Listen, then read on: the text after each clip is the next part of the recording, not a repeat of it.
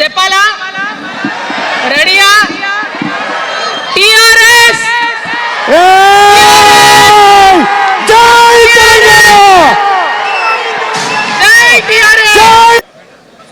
మన పార్టీ పేరు చెప్పాలా?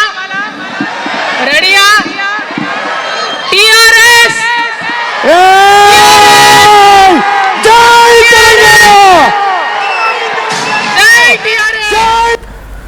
టిఆర్ఎస్ కవిత పార్టీ పేరు టిఆర్ఎస్. సో ఇప్పుడు తన ప్రసంగం చూస్తూ ఉన్నా, తన మాటలు చూస్తూ ఉన్నా, ఒకప్పుడు తెలంగాణ ఉద్యమ సమయంలో కేసీఆర్ ఏర్పాటు చేసినటువంటి తెలంగాణ రాష్ట్ర సమితి మాటలనే కనబడుతున్నాయి. ఒకే ఒక్క నోటిఫికేషన్తో 4 లక్షల ఉద్యోగాలను భర్తీ చేస్తానని చాలామంది యువకులు అక్కడికి వచ్చి, అక్క నేను చదువుకున్న చదువుకి ఉద్యోగం లేదు అని అంటే ఆ ఉద్యోగాన్ని క్రియేట్ చేసే బాధ్యత మీ అమ్మ తీసుకుంటుంది అని అంటున్నాడు. అంటే కవిత తనేం చెప్తున్నారంటే మీ తల్లి మీ అమ్మ అని అంటే తనని తాను చెప్పుకుంటున్నారు. ఆవిడ మీ అమ్మ అని అంటే ప్రజల దృష్టిలో ఇప్పుడు కవిత, సో మీ అమ్మ తీసుకుంటుంది అని చెప్తున్నారు. ఉచిత విద్య ఉచిత వైద్యం, అప్పుడు కూడా కేసీఆర్ ఇదే చెప్పుకొచ్చారు. ఉచిత విద్య కేజీ టు పీజీ ఉచిత విద్య, మీరు ప్రైవేట్ పాఠశాలకు వెళ్ళాల్సిన పని లేదు, ప్రభుత్వ పాఠశాలలోనే ప్రతి ఊళ్ళో బడి ఉండాలి, బడికి ప్రతి తరగతికి ఓ టీచర్ ఉండాలని చెప్పి కవిత అంటున్నారు.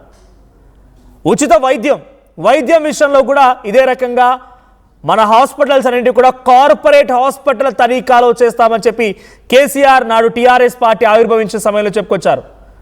ఇంటికి ఒక ఉద్యోగం కూడా అని కూడా ఆయన చెప్పుకొచ్చే ప్రయత్నం చేశారు. ఇప్పుడు కవిత కూడా అంటే నేను కంపారిజన్ చేయడంలో ఉద్దేశం ఒకటే, టీఆర్ఎస్ పార్టీ పేర్లు సేమ్, అప్పుడు చెప్పింది కేసీఆర్, ఇప్పుడు చెప్తోంది ఆయన కుమార్తె కవిత, అంతే తేడాగా ఉంది, కానీ పదాలు మాత్రం ఒకే రకంగా ఉన్నాయనేది చెప్తున్నమాట. ఇక్కడ ఇంకొక ఇంట్రెస్టింగ్ విషయం ఏంటంటే, జనరల్గా ఒక ప్రభుత్వ కార్యాలయానికి వెళ్తే రైతు అని చెప్పగానే చాలా చులకనగా చూస్తారు. ఎందుకంటే నీ ఒంటిపై చొక్కా సరిగ్గా ఉండదు, నీకు ధోతి సరిగ్గా ఉండదు, నిన్ను కనీసం పట్టించుకునే వాళ్ళు ఉండరు. అదే సూటు బూటు వేసుకునే వాళ్ళు వస్తే కూర్చోబెట్టి టీ కాఫీలు ఇచ్చి సమస్య ఏంటి తెలుసుకొని పరిష్కారం చేసి వెళ్తారు. సో అటువంటి పరిస్థితి ఇప్పుడు ఉండదు. రైతులకు ప్రత్యేక కౌంటర్ పెడతాం మన ప్రభుత్వం వచ్చిన తర్వాత, టీఆర్ఎస్ ప్రభుత్వం వచ్చిన తర్వాత రైతులకు సపరేట్ కౌంటర్ పెడతాం. ఆ కౌంటర్ దగ్గరికి రైతు వెళ్లాల్సిందే, సమస్య చెప్పాల్సిందే, నీకు కూర్చోబెట్టి మరి సమస్యని పరిష్కారం చేయాల్సిందే.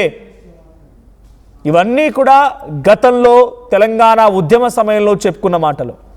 రాత్రి సమయంలో కరెంట్ వస్తుంది, కరెంటు పోయే కాడికి రైతన్న పోతే పాము గుడుతుందో తేలు గుడుతుందో పానాలు ఏమైపోతాయి అని చెప్పి ఆ రోజు కేసీఆర్ మాట్లాడుకొచ్చారు. ఇవన్నీ మాట్లాడుతున్నటువంటి గతంలో కేసీఆర్ మాటలు మళ్ళీ ఇక్కడ రెప్లికేట్ అవుతున్నాయా అంటే దాదాపుగా అదే విధంగా ఉంది. సో చాలామంది సీనియర్లు ఇప్పుడు తెలంగాణ రాజకీయాన్ని సుదీర్ఘంగా అనుభవం అంటే చూస్తున్నటువంటి తెలంగాణ ఉద్యమకారులు కూడా దీనిపై రియాక్ట్ అవ్వాల్సిన అవసరం ఉంటుంది. మరి ఎలా రియాక్ట్ అవుతారో చూడాలి. బట్ టీఆర్ఎస్ పార్టీ పేరుతో కవిత పెడుతున్నటువంటి ఈ పార్టీ దాదాపుగా అప్పటి తెలంగాణ ఉద్యమాన్ని మళ్ళీ గుర్తు చేస్తున్నట్టుగానే కేసీఆర్ని ఒక మరమనిషి అని సంబోధించడం, స్వయంగా తండ్రిని కేసీఆర్ బీఆర్ఎస్ పార్టీ అధినేతని ఆయన ఆత్మ ఆయన దగ్గర లేదు, ఆయన మరమనిషి అంటున్నారు. ఆవిడ రేవంత్ రెడ్డిని కఠినాత్మకుడైన హిట్లర్తో సంబోధిస్తున్నారు రేవంత్ రెడ్డిని.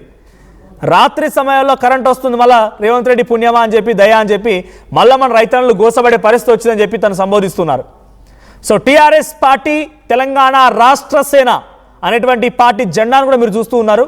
సో ఫుల్ ఎల్లో కలర్లో జెండా ఉంది, ముందు నీలి రంగులో తెలంగాణ మ్యాప్, దానిపైన టీఆర్ఎస్ అనేటువంటి 3 లెటర్స్ అవి తెలుపు రంగులో ఉన్నాయి.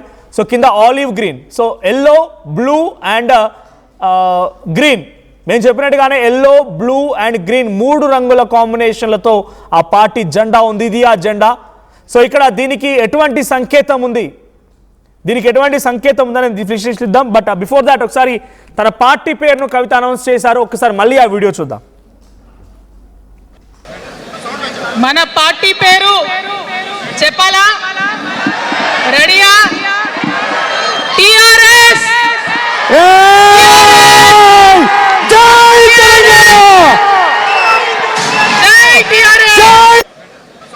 మన పార్టీ పేరు చెప్పాలా?